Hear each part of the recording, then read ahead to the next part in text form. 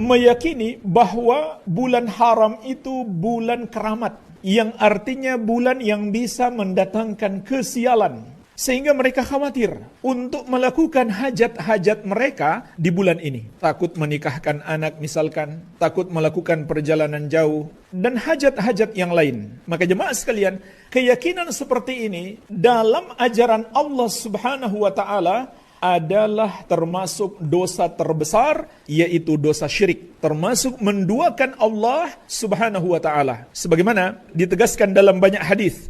Di antaranya dalam hadis Ibnu Mas'ud radhiyallahu anhu yang diriwayatkan oleh Imam Abu Daud dan yang lainnya. Rasulullah sallallahu alaihi wasallam bersabda, "At-tiyaratu syirkun, at-tiyaratu syirkun." Takut sial itu syirik, takut sial itu syirik. Kemudian Ibnu Mas'ud mengatakan, "Wa ma minna illa walakinallaha yudhhibuhu bittawakkul." Tidaklah dari kami kecuali terhinggapi penyakit takut sial ini, akan tetapi Allah menghilangkannya dengan tawakal kita kepadanya. Maka perhatikanlah jemaah sekalian, hadis yang mulia ini. Rasulullah sallallahu alaihi wasallam menegaskan takut sial itu syirik. Hadis yang lainnya jemaah sekalian diriwayatkan oleh Imam Ahmad At-Tabarani dan yang lainnya dari sahabat yang mulia Abdullah bin Amr bin Al-As radhiyallahu taala anhumah. Rasulullah sallallahu alaihi wasallam menegaskan, "Man raddathu at-tiratu an hajatihi faqad asyrak." Barang siapa dihalangi oleh takut sial untuk melakukan hajatnya, maka dia telah berbuat syirik. Kalau ada orang yang merasa beruntung dengan bulan Muharram melebihi bulan-bulan yang lain, itu juga sama. Jadi di sini masuk dalam syirik sebab. Meyakini sesuatu sebagai sebab kesialan atau sebaliknya sebab keberuntungan,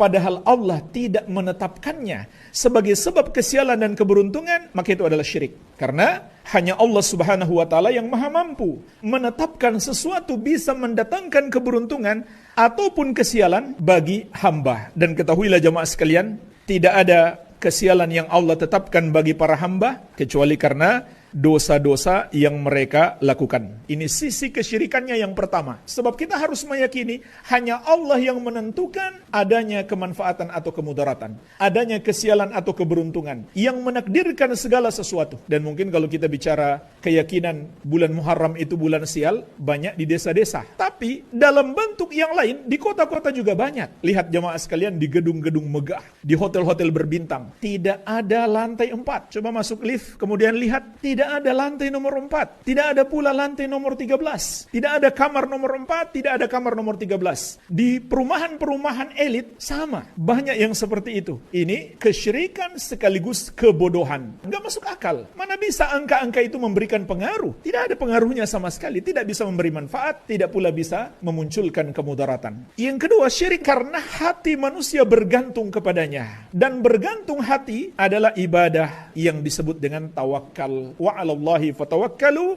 in kuntum mu'minin. Hendaklah hanya kepada Allah kalian bertawakal kalau kalian benar-benar beriman. Ketika hati manusia bergantung kepada bulan tertentu, angka tertentu untuk keberuntungan atau terhindar dari mudarat, maka dia telah bertawakal kepada selain Allah dan bertawakal pada sesuatu yang tidak memiliki hakikat, tidak nyata. Hanya mitos, hanya khayalan, khurafat, tidak ada dalil sama sekali dan tidak sesuai dengan akal sehat. Ini dua sisi kesyirikannya. Apakah syirik besar atau syirik kecil? Kalau diyakini itu bisa memberi pengaruh dengan sendirinya, bukan Allah yang menetapkan, maka itu adalah syirik besar. Tapi kalau diyakini itu hanya sebab dan Allah yang menakdirkan adanya kesialan itu atau sebaliknya adanya keberuntungan, maka itu syirik kecil. Kenapa? Karena seakan-akan dia bersekutu bersama Allah dalam menetapkan sesuatu sebagai sebab.